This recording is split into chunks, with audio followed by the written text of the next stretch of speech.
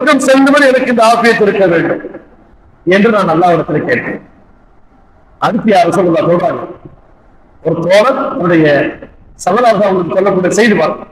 அடுத்து நான் கேட்பேன், அல்லாஹ் அக்பர் ஒரு தமாவுல் ஆபியா, இந்த ஆபியத்தை எனக்கு பரிபூர்ணப்படுத்து, எப்படி கூட பரிபூர்ணப்படுத்து.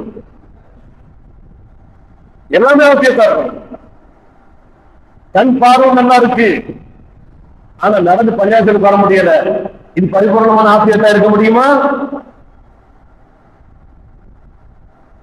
கைகால நல்லா இருக்குது, ஆனா கண் பார்வை இல்ல, இவரோட பள்ளிக்கு வர முடியுமா? கை நல்லா இருக்கு, கால் நல்லா இல்ல, கால் நல்லா இருக்கு, கை நல்லா இல்ல, உடம்பு நல்லா இருக்கு, முதுகு பிரச்சனை.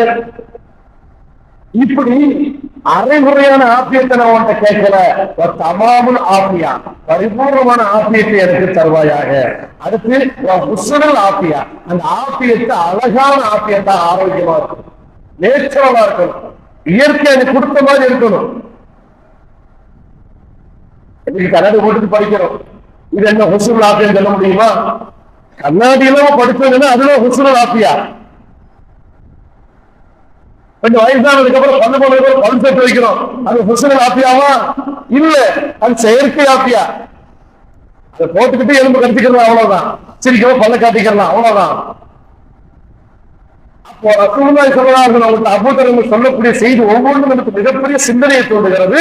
சொல்றாங்க, ஹுஸ்னுல் ஆபியாவை நான் கேட்கிறேன், அல்லாஹ் அழகியான ஆபியத்தை குறைபாடு உள்ள அல்லது செயற்கையான ஆர்டிபிஷியல் ஆபியா எனக்கு வேண்டாம், நேச்சுரல் ஆபியத்தோடு எனக்கு.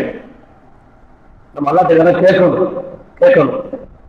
அதுக்கு சொன்னாங்க சுக்குரல் ஆபியா, இந்த ஆபியத்துக்கு நான் உனக்கு நன்றி செலுத்துறேன். இவ்வளவு கேட்பாங்க காலையில் எந்திரிச்ச உடனே. இப்படிப்பட்ட துவாவை நான் கேட்பேன், யார சொல்லலாம். அப்பதான் ஜிப்ரீல் சொன்னாங்களா, இந்த துவாவுக்காக வானத்தில் இருக்கக்கூடிய மலக்குமார்களோ அவர் எந்திரிக்கும் போது அவர் பக்கத்துல போய் நின்று ஆமீன் சொல்லுவாங்கன்னு சொல்லி சொல்லுவாங்க. எவ்வளவு அழகான துவாவை கேட்கிறாரு. அல்லாஹ் கொடுத்த நியமத்துக்கள் மிகப்பெரியது ஆபியத். இரண்டாவது அம்ரு என்று சொல்லக்கூடிய நிம்மதி. நிம்மதி ரொம்ப முக்கியம். நிம்மதி இல்லாம எவ்வளவு சுற்றுச்சூழல்கள் இருந்து என்ன பிரயோஜனம்?